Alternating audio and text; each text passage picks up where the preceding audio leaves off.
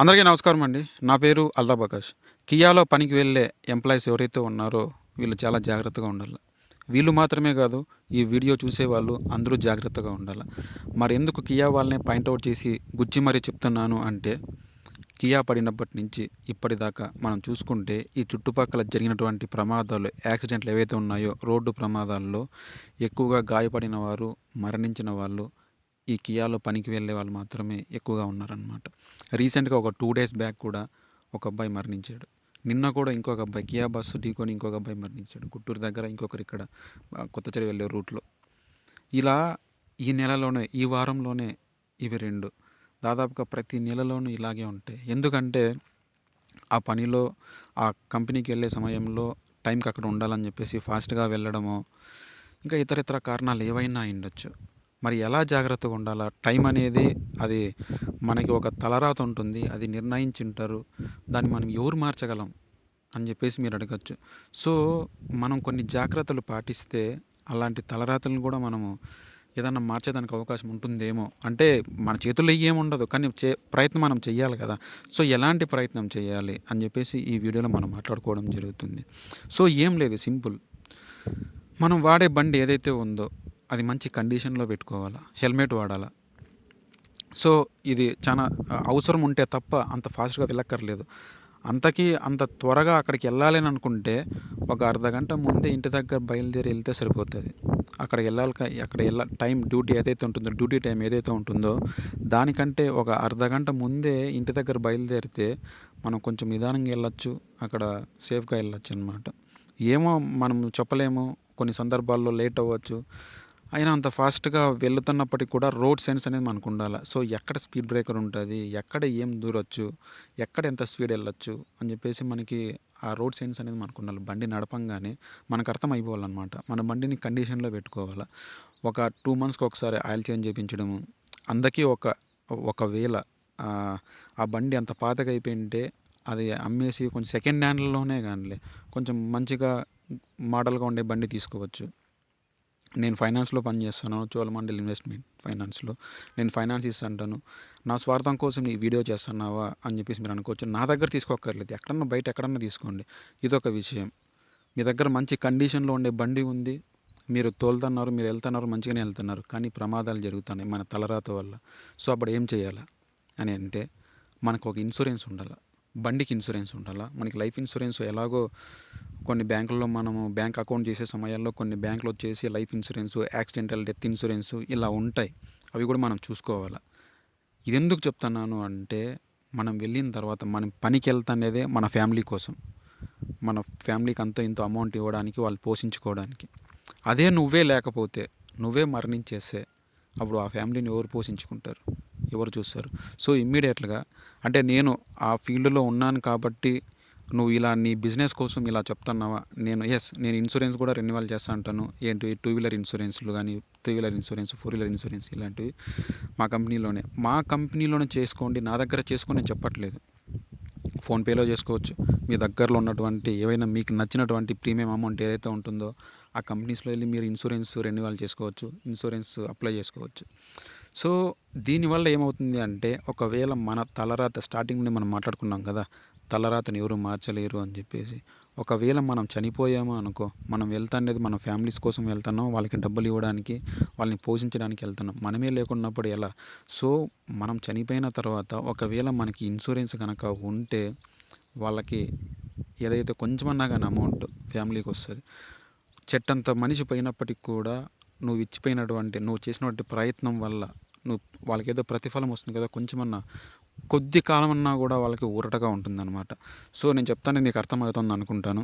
So ఒకవేళ నా దగ్గర కానీ చేయించుకోవాలని అనుకుంటే, ఇన్సూరెన్స్ రెన్యువల్ చేయించుకోవాలనుకుంటే నా దగ్గర కాదు, ఎక్కడన్నా కానీ చోళా ఫైనాన్స్లో కానీ 1100 వచ్చేసి 110cc అవుతుంది. మీ బండి 110cc అయితే అది కూడా మీరు బండి తీసుకొని 5 ఏళ్ళు లోపలే కనుక ఉంటే 1100 అవుతుంది. ఎందుకంటే థర్డ్ పార్టీ ఇన్సూరెన్స్ ఆల్రెడీ ఉంటుంది కనుక. ఇది సంవత్సరానికి ఒకసారి చేయించుకోవాలి. 125cc అయితే 1200 అవుతుంది.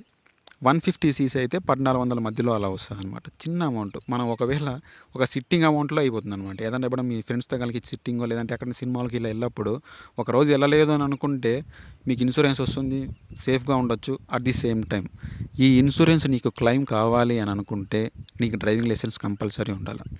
బండికి ఏదైనా డ్యామేజ్ అవుతే వేరే వాళ్ళు ఎవరిదైనా డ్రైవింగ్ లైసెన్స్ పెట్టి మనం క్లెయిమ్ చేసుకోవచ్చు. కానీ పర్సన్కి కానీ బండి థెఫ్ట్ కానీ ఇలా అయినప్పుడు కంపల్సరీగా నీకు డ్రైవింగ్ లైసెన్స్ అనేది ఉండాలి.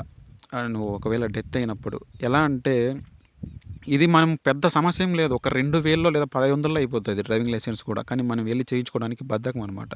ఇది ఎలా చేయాలి అంటే ఎల్ఎల్ఆర్కి అప్లై చేయి. ఒక 500 లోపల అయిపోతుంది. మీ సేవలోనో లేదా నెట్ సెంటర్లోనో ఇలా చోటు వెళ్ళి ఎల్ఎల్ఆర్కి అప్లై చేయి. అది అప్లై చేసిన తర్వాత ఎగ్జామ్ రాయడానికి ఒక డేట్ వస్తుంది. ఆ డేట్ నువ్వు ఆర్టీఓ ఆఫీస్కి వెళ్ళి నువ్వు ఒక ఎగ్జామ్ రాస్తావు. ఎగ్జామ్ రాయడం అంటే మరి ఏం ఉండదు.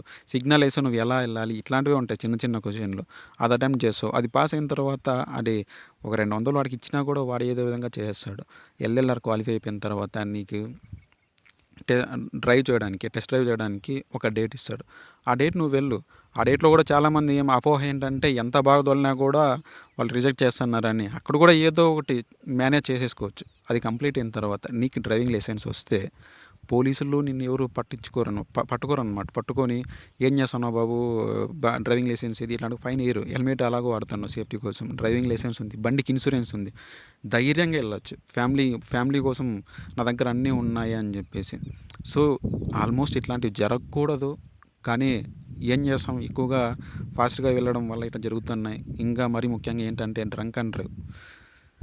దీనివల్ల కొంచెం ఎక్కువగా జరుగుతున్నాయి. సో తాగి బండి నడపక్కర్లేదు. అంతా మీ డెస్టినేషన్కి అక్కడ రీచ్ అయిన తర్వాత అక్కడ ఇట్లాంటి కార్యకలాపాలు ఏవైతే పెట్టుకున్నా కూడా బాగుంటుంది. ఇలా చేయడం వల్ల ఇంకొక మిస్టేక్ ఏంటంటే మనం తాగి అవ్వచ్చు, తాగకపోవచ్చు, ఫాస్ట్గా వెళ్ళి వేరే వాళ్ళని గుద్దినామనుకో, వేరే వాళ్ళని గుద్ది మనం చనిపోయి ఆ పర్సన్ అక్కడ బతికి ఉండి గాయాల పాలై ఉంటాడు. కాలు ఇరుగో, చెయ్యి ఇరుగో, ఏదో ఒకటి. ఒకవేళ చనిపోయాడు అనుకో, నీ వల్ల చనిపోయాడు అని చెప్పేసి మీ ఫ్యామిలీకి ఒక మచ్చ ఉంటుంది. ఒకవేళ ఆ ఫ్యామిలీకి ఆల్రెడీ ఒక చెట్టంత మనిషి వెళ్ళిపోయి ఫైనాన్షియల్ సపోర్ట్ వెళ్ళిపోయి బాధలో ఉంటే ఆ పక్కన వాళ్ళకు కూడా నువ్వు ఒక నష్టం కలిగించి వాళ్ళకి మీ వాళ్ళు ఫైనాన్షియల్గా సపోర్ట్ చేయాలి, డబ్బులు కట్టించాలి. ఇంత నష్టం కలిగింది మాకు, మా వాళ్ళకి కాలు ఇరిగిపోయాయి, ఇట్లా చనిపోయారు అని చెప్పేసి మనం వేరే వాళ్ళకి మన ఫ్యామిలీ వాళ్ళు కట్టించాల్సింది. అసలే మన పరిస్థితి బాగాలేక మన ఏదో పనికి వెళ్తా అంటే మళ్ళీ నువ్వు కోల్పోయింది కాక మీ వాళ్ళని చూసుకోవాలంటే ఎలా అవుతుంది చెప్పు. సో ఇవంతా వద్దు. మనం చాలా సేఫ్గా వెళ్ళాలా, చిన్నగా వెళ్ళాలా, తాగి నడపక్కర్లేదు.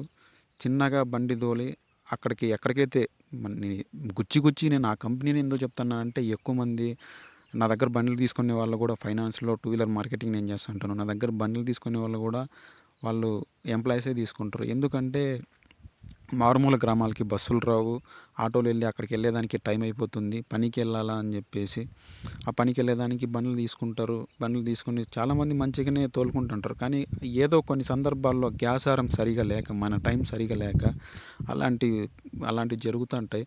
మనం కూడా జాగ్రత్తగా, మీకు ఒకవేళ 1 year బ్యాక్ మీరు కనుక బండి కొని ఉంటే, కొత్త బండి అయ్యింటే దానికి 5 ఏళ్ళు ఇన్సూరెన్స్ చెప్తారు. కొత్త బండి ఉన్నప్పుడు 5 ఏళ్ళు ఇన్సూరెన్స్ అని చెప్తారు. కానీ అక్కడ ఒక కిటికీ ఏంటంటే 1 year ఫుల్ ఇన్సూరెన్సు, మిగతా 4 years థర్డ్ పార్టీ ఇన్సూరెన్స్ అని చెప్తారు. సో థర్డ్ పార్టీ అంటే ఏంటంటే నీకు ఏమీ రాదు, నీ బండి అమ్మితే అవతల వ్యక్తి ట్రాన్స్ఫర్ చేయాలన్నప్పుడు కొత్త ఇన్సూరెన్స్ అవసరం లేకుండా ఆ ఇన్సూరెన్సే పనికి వస్తుంది. కానీ ఆ ఇన్సూరెన్స్ వల్ల నీ బండికి ఏమైనా డ్యామేజ్ జరిగినా, నీ బండి దొంగతనం జరిగినా, నీకేమైనా జరిగినా ఏమీ వర్తించదు. ఆ థర్డ్ పార్టీ ఇన్సూరెన్స్ ఉండడం వల్ల నెక్స్ట్ ప్రీమియం అమౌంట్ ఏదైతే నువ్వు కట్టాలనుకుంటున్నావో, ఇన్సూరెన్స్ రెన్యువల్ చేసుకోవాలనుకుంటున్నావో అందులో తగ్గుతుంది. నేను చెప్పాను కదా, 110cc అయితే 1100, 125cc అయితే 1200, 150cc అయితే 1400 బిలో వస్తుంది. ఇప్పుడు ఈ థర్డ్ పార్టీ ఇన్సూరెన్స్ ఉన్నప్పుడు మీది కనుక 2022 మోడల్ అవ్వచ్చు, 2021 మోడల్ అవ్వచ్చు, 2020 మోడల్ అవ్వచ్చు. దీనికి ఇన్సూరెన్స్ కంప్లీట్ అయిపోయి ఉంటే మీరు రెన్యువల్ చేసుకోవాలనుకుంటే దగ్గరలో మీకు ఎక్కడైనా సెంటర్లు ఉంటాయి, కొన్ని ఫైనాన్స్ కంపెనీలు ఉంటాయి, ముతూట్ కావచ్చు, శ్రీరామ్ కావచ్చు, ఇలాంటి వాటిలో చేసుకోండి. చోళమండల్లో మా దగ్గర అయితే తక్కువగానే పడుతుంది, ప్రీమియం కూడా బాగుంటుంది, రెస్పాన్సిబిలిటీగా కూడా ఉంటుందన్నమాట. సో మీరు చేసుకోవాలనుకుంటే పెనగొండలో మన హోండా షోరూంలో మనం ఎక్కువ సిట్టింగ్ ఉంటాం, అక్కడికి వచ్చి కూడా, లేదా మీకు అంతకి వేరే ప్లేస్లో ఉన్నారనుకుంటే ఈ వీడియో కింద కామెంట్ చేయండి, నేను కావాల్సింటే రెస్పాండ్ అవుతాను. సో మీరు కంపల్సరీ నా దగ్గరే చేసుకోవాలని స్వార్థం అయితే నా దగ్గర లేదు, కానీ మీరు చేసుకోవాలి. ఇన్సూరెన్సు ఇలాంటివి పాటిస్తే మన ఫ్యామిలీ సేఫ్గా ఉంటుంది అని చెప్పేసి నేను చెప్తున్నాను. ఒక బాధతోనే నేను ఈ వీడియో చేస్తున్నాను. నా యొక్క బాధ మీకు అర్థమైంది అనుకుంటాను. పాటించండి దయచేసి.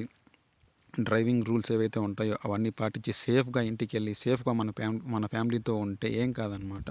ఇప్పుడు వెళ్ళిపోయిన తర్వాత ఏం చేస్తే మాత్రం తిరిగి వస్తామని చెప్పి ఆ మిస్టేక్స్ రెక్టిఫై చేసుకునే కూడా అవ్వదనమాట. సో ఈ వీడియో కనుక మీకు నచ్చినట్లయితే ఈ వీడియోని లైక్ చేయండి. మన ఛానల్ని ఇప్పటిదాకా మీరు సబ్స్క్రైబ్ చేయకుండా ఉంటే మన ఛానల్ని సబ్స్క్రైబ్ చేసుకోండి. జై హింద్.